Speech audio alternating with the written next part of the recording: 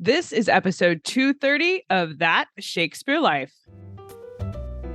That Shakespeare Life is supported in part by listeners just like you who joined our listener community on Patreon. You can join us as a patron right now at patreon.com/thatshakespearelife and stay tuned after the episode for even more details.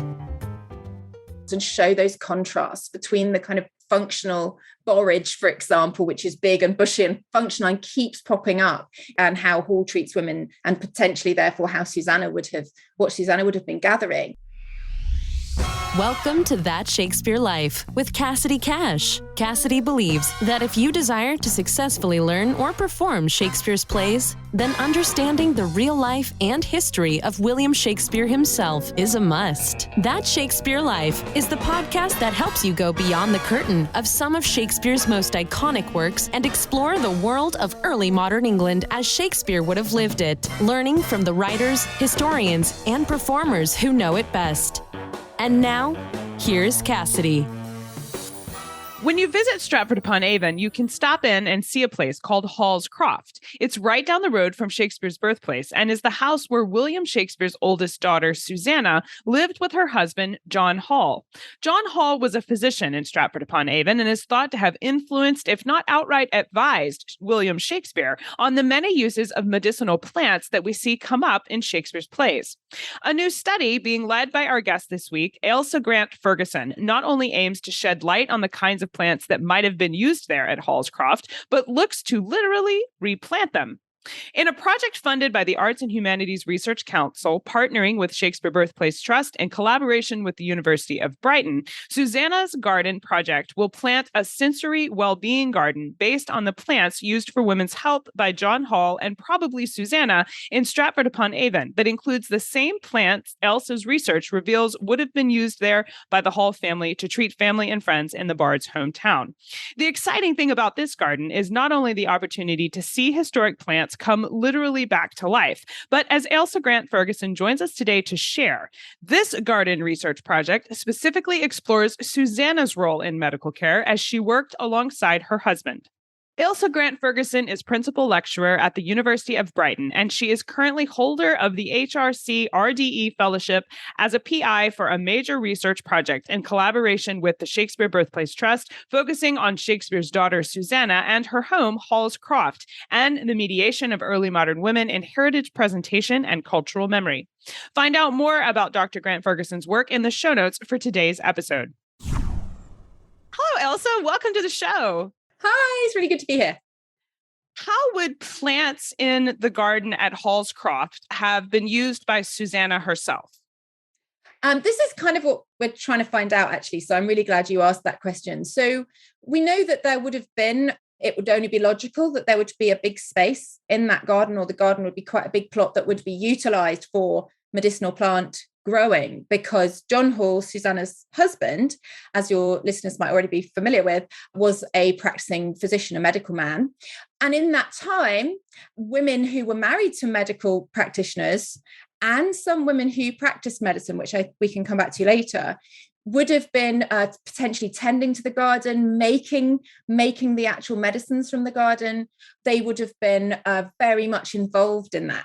So although we're never going to have, as is often the case, kind of documentary evidence of what she did with those plants, we do know that it would be highly unlikely that she wasn't heavily involved in the growing and using of them and producing some forms of remedies for them at the very least. So what kind of ailments were being treated with these plants?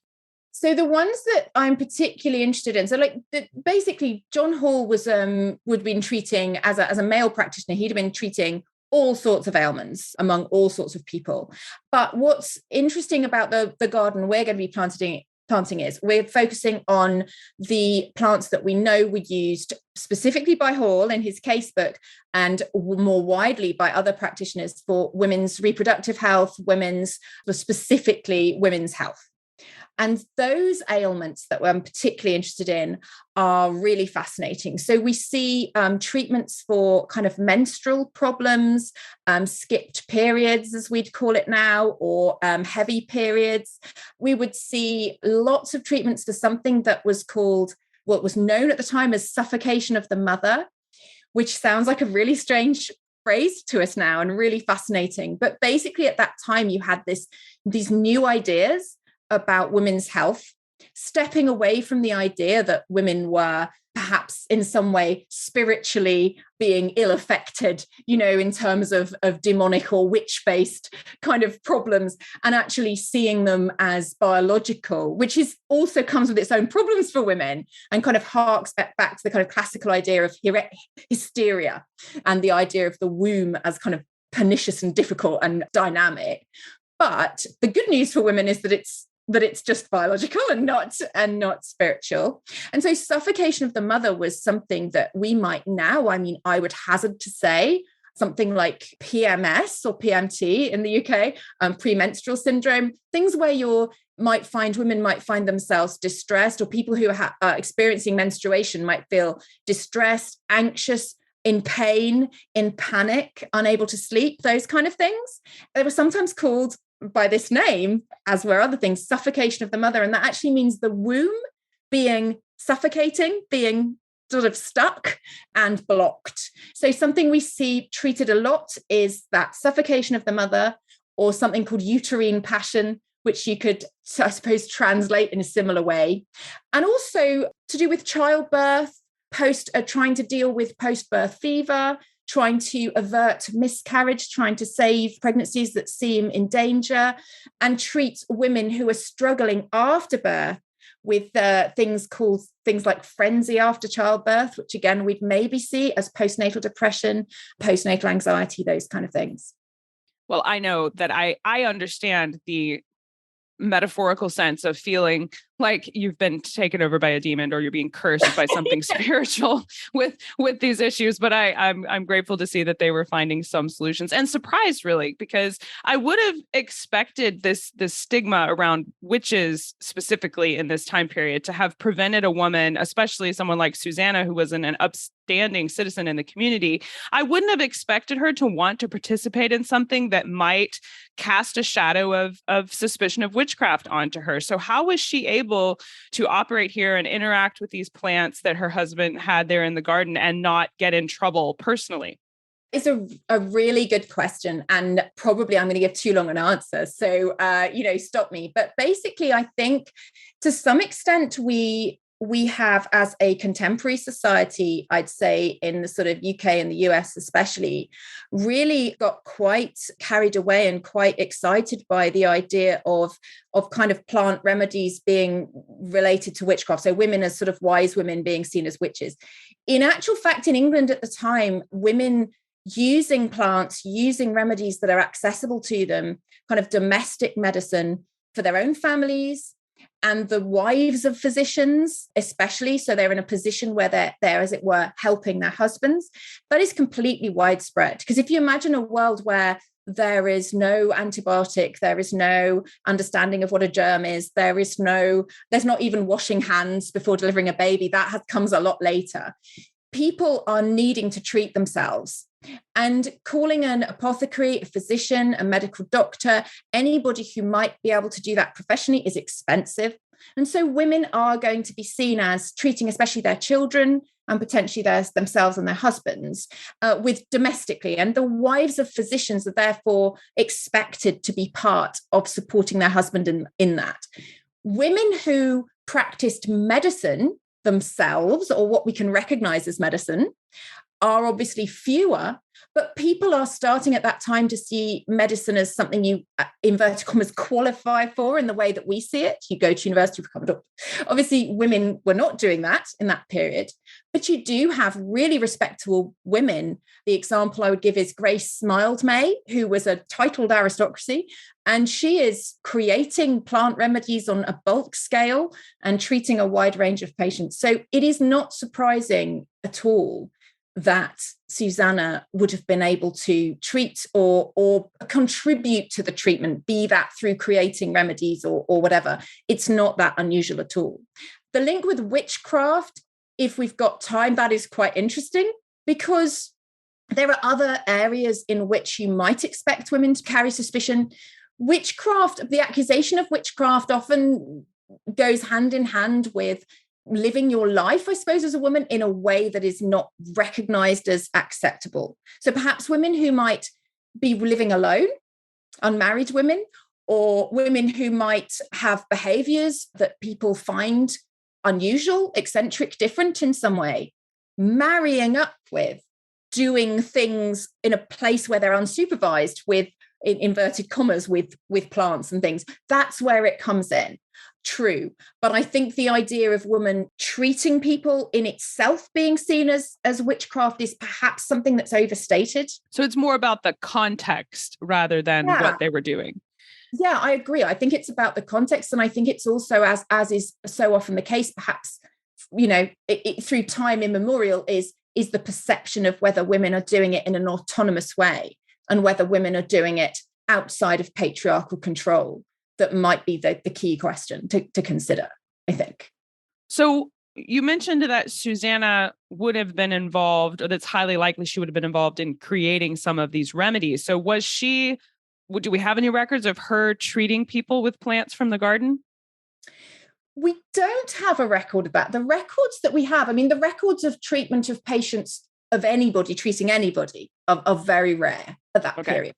So because of the brilliant new translation of John Hall's casebook, so John Hall wrote down some of his most interesting cases, successful and a few unsuccessful cases, in Latin. And until a couple of years ago, there was only a partial 17th century translation of that. And then Greg Wells, who was a doctor himself and lived in Stratford, he actually did this incredible translation that we just now have access to. Sadly, Greg Wells passed away before it could be published, but it has been published with the support of Paul Edmondson, who's head of research at the Shakespeare Birthplace Trust. And we now have this full translation of the Latin.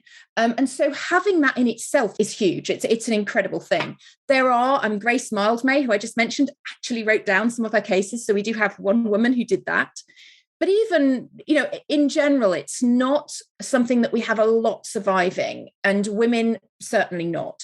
So we don't. What we do have, though, is some really interesting stuff. So we have the treatment of Susanna recorded in that book, and one of them where it states she took, or she takes, as opposed to just I prescribed. So the voice is quite interesting there, that we have this sense that she's taking things. You can read that different ways, especially as it's a translation from the Latin, but there's some implication that she has some autonomy in what she's taking. So there's that. There's also the fact that there's more women than men recorded. And yet there's no evidence to suggest that John Hall would have treated more women than men. There's no logic to that. And so one wonders whether there's an female influence in the collating of that and the kind of understanding of women's health. So there's that. So we have these kind of implications that she's treating. We also know that women were very much involved in treatment. And the very idea that he would be such a prominent physician and she wouldn't be involved is perhaps not quite believable. So what we're actually having to work with is, in a way, around the absence. We're having to kind of piece together with precedent and kind of solid bits of evidence elsewhere what she might have done. Now, you mentioned that his case books are, just percentage wise, there's more women cases recorded in the case books than men. And obviously you've addressed some of the reasons why there might be that inequity there. But I wonder, what kind of doctor does that mean we can surmise John Hall was? They didn't have an OBGYN in the 16th century, for example. So is there any, reason around, he's not considered a woman doctor. He was just had that many women recorded.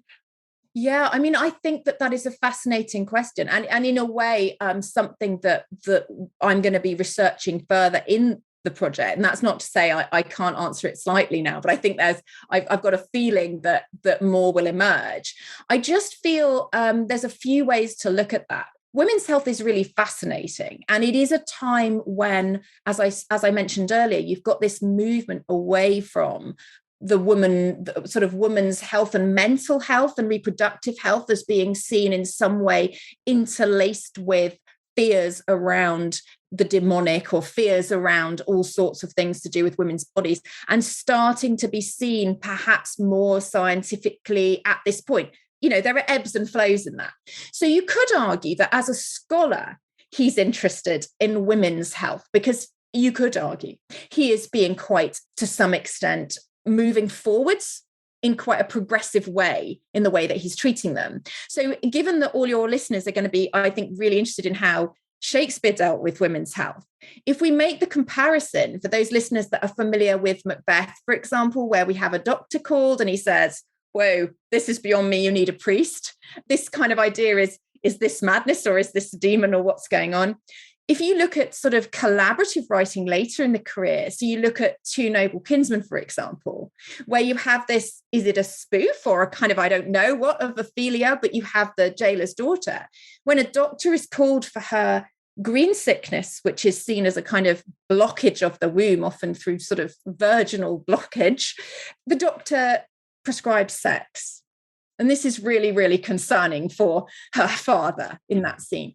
John Hall is not treating women like that. He is treating women the same as he's treating men, with the same kinds of autonomy. You see women saying, he's recording that she didn't really want to do that, so we did this. We see things like they're treated entirely with sort of plants and compounds and things. There's no suggestion of spiritual or sexual treatment of women. So you could argue that maybe it's that he's being progressive and so he's asserting that by writing it down. That's one way of arguing it. Could be that he's working closely with his wife and therefore the interest in women's health is coming from her. And we do see a woman there who only has one child, who is treated twice in the book, including for melancholy, including for constipation, pain in the stomach. She might be interested in her own health. He might be interested in her health. And he also treats his daughter as a teenage girl for her menstrual problems. So it's also, is this a man who is recording women's health because women's health is fascinating? These are all open and I think really interesting areas for further research. Absolutely. We'll be looking forward to seeing what you uncover there, because that's just a fun question, I think, to look at. But tell us more about the garden itself. So what are some of your favorite plants that are being added to this garden plot?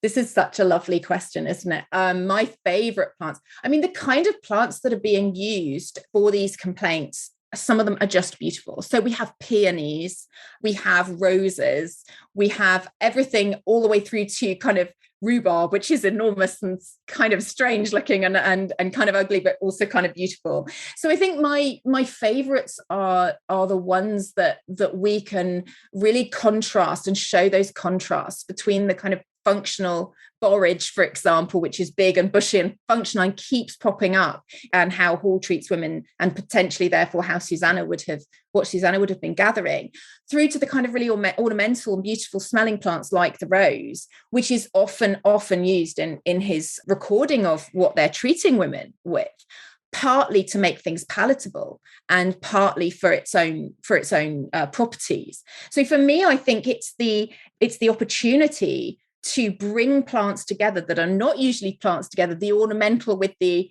perhaps the less beautiful, the tiny, with like the tiny marigold, which is used a great deal, with the huge borage and rhubarb, and kind of get across the functionality of that space, I think. So what are some of the functionalities? So what would the peonies have been used to treat? Okay, so this is really interesting. So suffocation of the mother, which I just mentioned earlier, is recorded as being treated with peony, among other plants. In one case, obstructed periods. So people missing their periods, but not through pregnancy. So problems around that, you see peony.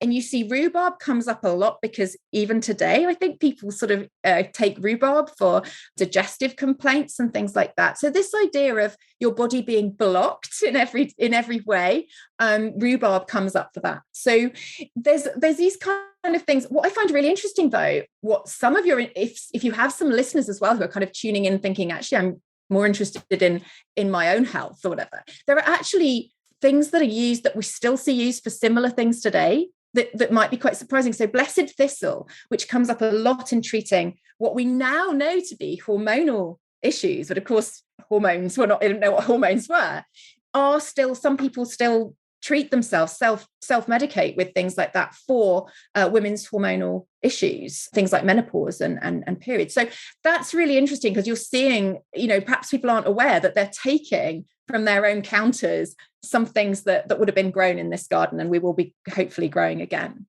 That's fascinating. I hope to see the plants. And I wonder, is this actually being built at Hall's Croft? How can we come and see the plants, or where can we explore what's being planted there and how they would have been used in Shakespeare's lifetime? Okay, so as you can imagine, I'm really glad you asked me that question. So what will happen is, at the moment, we're kind of in the stage, at the moment, they're not there yet. We're in the planting stage. We're working with some fantastic experts in heritage gardening, and we're just at that stage of getting it in place. So next year, 2023, the first things it will be used for are, in fact, for local groups and groups that for sort of well-being purposes, because the point of this garden is not to create a replica, but to use these plants to create a pleasant sensory space where we can connect with our past rather than just learn about it in a book. We can actually connect with it and also connect with our present. And in early modern garden manuals for women, it actually mentions what we would recognize as a sensory garden or well-being. It talks about things that sound nice or smell nice. So the first uses of this garden, and it will be at Hall's Croft, it will be literally in front of the house from the garden direction, will be for local groups and groups that might need the space for their well-being. And that's where the first uses will be. Further down the line, once we're more established with that, hopefully it'll be more widely opened, and we might have events there. But the first instance will be that. But the other good news, especially for listeners that are not perhaps local to the area or even to the nation that it's in, is that actually we're going to be having a digital, 2 or 3 digital things that will be able to connect you to that as well. So we'll have a soundscape that will feature elements of the garden so that people can be helped to imagine themselves into the garden and into that space. And we'll also have a spatial archive where people can go into a room and explore and maybe actually find out about those plants that are being used and how we know the things we know by exploring the archive for themselves. So even if you can't get there to start with, you will be able to get there from your own settee or from your own desk and actually experience those things. And those will be available from 2023 as well. We are so looking forward to those, and we'll have links in the show notes. So be sure to go there so you'll know where to sign up, to be sure to follow this work and which websites to check out and all that. So make sure you check the show notes for that. Now, Ailsa, we ask everyone that visits with us about helping us explore the topic further. And we would like your advice here as well. What are some of your favorite books or resources you can recommend we use to explore medicinal plants and the life of John and Susanna Hall a little bit further? Where should we start? Okay, so there's a few directions that I would suggest. And I think with a project or with a conversation we're having here, there's different directions people might be interested in. So I think if people are interested in sort of Shakespeare's family and life in Stratford at that time, great places to start on those are the Shakespeare Birthplace Trust website, which has a site that it has a page about the halls, it has a page about Susanna, a page about Hall's Croft, but also the Folger Shakespeare Library, which hosts something called Shakespeare Documented, which is a fantastic site where you can actually find the documents we do have and sort of make your own mind up in a way by looking actually at the primary sources, the documents that we have photographed in some cases, so that you can see, how do we know that Susanna could read and write, or how do we know where she lived, or whatever. That's a great site. On the plants, what's really fun is to look at early modern, what you call herbals. So kind of, if you like, an encyclopedia of plants. They became really, really popular. Still probably known and recognizable to some of your listeners might be Culpeper's. You still hear about Culpeper's herbal. But a really fabulous one is Gerard's herbal, which there is, I think, an online, if you just Google it, I think there are some free facsimiles on it online. But there's also some images through the Shakespeare Birthplace Trust that you can view as well. And that is a huge book, and probably one that you would expect John Hall and Susanna to have consulted themselves. It was really influential at the time. That'll show you all of the plants, what they were used for, recommendations for growing them. You could even use it to try and make your own early modern garden in your backyard as well. That's fantastic. We will place links to all of these in the show notes for today. We'll also have some pictures from Gerard's Herbal available in the show notes so you can see what some of these plants look like. So make sure you stop by there to see those. Now, Ailsa, we ask everybody this next question here at That Shakespeare Life, and that's, what's the one book you would take with you on a deserted island? My friends in England tell me I'm supposed to allow you the complete works of Shakespeare and a copy of the Bible. So your choice would be in addition to those. Oh, no, that's nice, isn't it? For Shakespeareans, we don't have to use one up for Shakespeare, which is always good. Thought that was fair, yes. Yeah, I think I couldn't survive on a desert island without a woman's voice, as well as the men's voices that I've been allowed. So I think I'm going to say, can I have a complete works? Cassidy, am I allowed? Yes, you are, certainly. Okay. I might have the complete works of Jane Austen. And I'll tell you why, because I grew up just near her home. And so to me, she reminds me of home and sort of a little group of people that I can recognize. But I think also because she's one of the women writers that I first read that was not contemporary to me when I was a teenager. And so to me, she's kind of, even though she's a lot later than I'm studying now and I'm researching now, I find her a fascinating example of a kind of genius that isn't always called a genius. So I think I'm going to have Jane Austen's complete works so that I can have a balance of women's and men's voices on the desert island. I think that's an excellent selection. What's next for you on the journey to the garden? What are you working on now that you're excited about? Right. Well, so much. I mean, this is part of a much bigger project. So this has a big grant from the Arts and Humanities Research Council here in the UK to really build a whole range of new research and material around Susanna herself. So I'm super excited because I'm going to be working with kind of working with actors, gardeners, all sorts of people on building different approaches to who Susanna was and how she can help us to make connections with our past, to fill some gaps in history. So I think what's exciting is working with those people, but also having the privilege of having sort of another year to go of researching this fascinating woman and hopefully bringing to the world somebody that's been unfairly forgotten and might be a really interesting person for people to get to know. That is so exciting. I'm so thrilled about your project. I think it's just a great undertaking that you're doing. Can't wait to see it come to fruition. Ailsa Grant Ferguson, thank you so much for being here today and walking us through the history of plants and just getting to know Susanna Hall a little bit better. I really appreciate your time. Thank you for being here. Thanks so much. It's been really lovely to talk to you.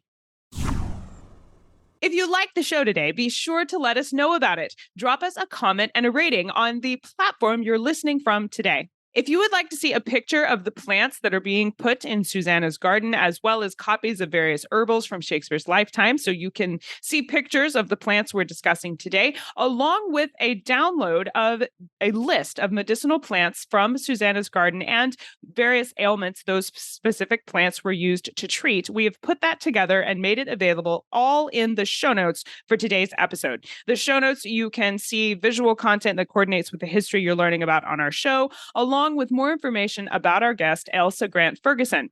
You can follow her project and find a list of recommended resources. There's so much to explore about the garden today. Find all of it at CassidyCash.com/episode 230. That's CassidyCash.com/EP230.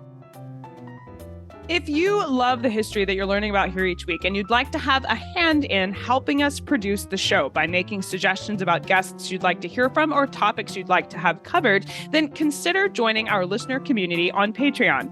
Not only can you support the show, but you get access to bonus content only available inside our patrons area, including video versions of the show, animated versions of Shakespeare's plays, exclusive documentary films, and more. Plus, there are even special patron extras like digital downloads and a monthly Shakespeare book club available at the higher tiers on Patreon.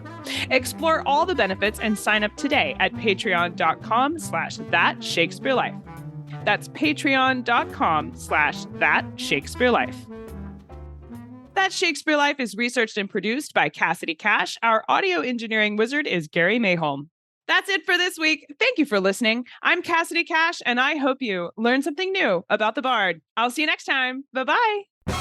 Thank you for listening to That Shakespeare Life. As always, the best conversations happen after the episode over at CassidyCash.com. Become a part of a vibrant Shakespeare conversation by adding your voice over at the website. Until next time, remember, when you want to know William Shakespeare, you have to go behind the curtain and into That Shakespeare Life.